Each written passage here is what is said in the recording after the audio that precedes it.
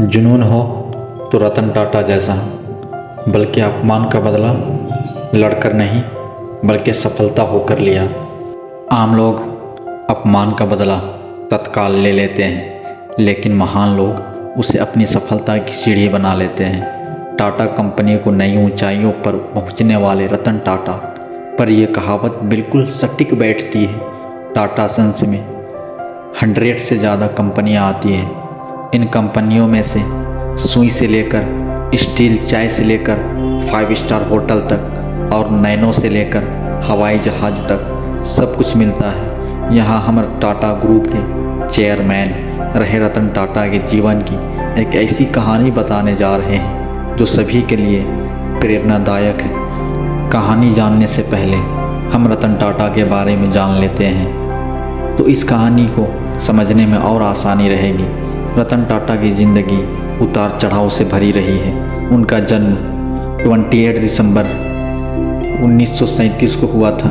वे टाटा समूह के संस्थापक जमशेद जी टाटा के पोते नवल टाटा के बेटे हैं। रतन टाटा ने IBS की नौकरी ठुकराकर टाटा ग्रुप के साथ अपने करियर की शुरुआत साल 1961 में एक कर्मचारी के तौर पर की थी, लेकिन साल 1991 आते आते वे टाटा ग्रुप के अध्यक्ष बन गए। 2012 में वो रिटायर हो गए। रतन टाटा ने अपने 21 साल की राज में कंपनी को शिखर पर पहुंचा दिया। कंपनी की वैल्यू 50 गुना बढ़ा दी। वो फैसले लेते गए और उन्हें सही साबित करते गए। ये बात है साल 1998 की, जब टाटा मोटर ने अपनी पहली पैसेंजर कार इंडिका बाजार में उतारी थी। दरअसल ये रतन टाटा का ड्रीम प्रोजेक्ट था और इनके लिए उन्होंने जी तोड़ मेहनत भी की, लेकिन इस कार को बाज़ार में उतना अच्छा रिस्पॉन्स नहीं मिल पाया जितना उन्होंने सोचा था। इस वजह से टाटा मोटर्स घाटे में जाने लगी। कंपनी से जुड़े लोगों ने घाटे को देखते हुए रतन टाटा को इसे बेचने का सुझाव दिया और न चाहते हुए भी रतन टाटा को इस फैसले को स्वीकार करना पड़ा। इसके बाद वो अपनी कंपनी बेचने के लिए अमेरिका की कंपनी फोर्ड के पास गए। रतन टाटा और फोर्ड कंपनी के मालिक बिल फोर्ड की बैठक कई घंटों तक चली।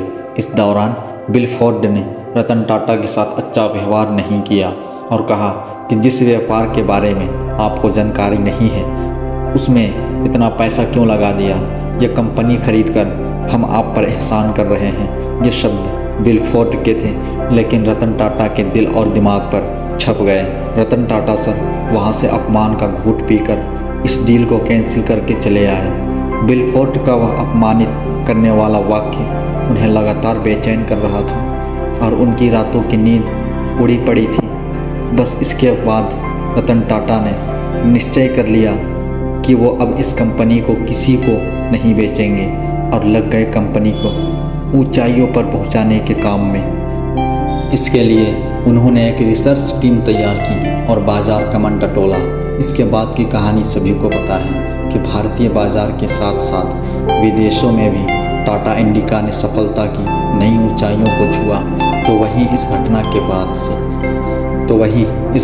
बाद से फोर्ड कंपनी का पतन शुरू हो गया। साल 2008 तक आते आते फोर्ड कंपनी दिवालिया होने के कगार पर पहुंच गई थी।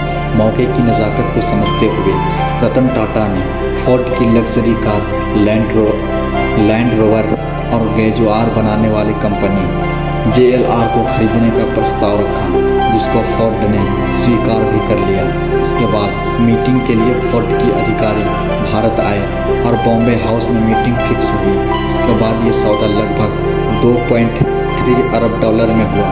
तब बिल फोर्ड ने रतन टाटा से वही बात दोहराई जो उन्होंने रतन टाटा से कही थी, लेकिन इस बार थोड़ा बदलाव था। उस समय बिल फोर्ड के शब्द थे, आप हमारी कंपनी खरीद कर हम पर बहुत बड़ा एहसान कर रहे हैं। तो हम आज की वीडियो इसी टॉपिक पर ख़त्म कर रहे हैं। अगर आप हमारे चैनल में नए हो तो प्लीज़ सब्सक्राइब करके बेल आइकन दबा देना।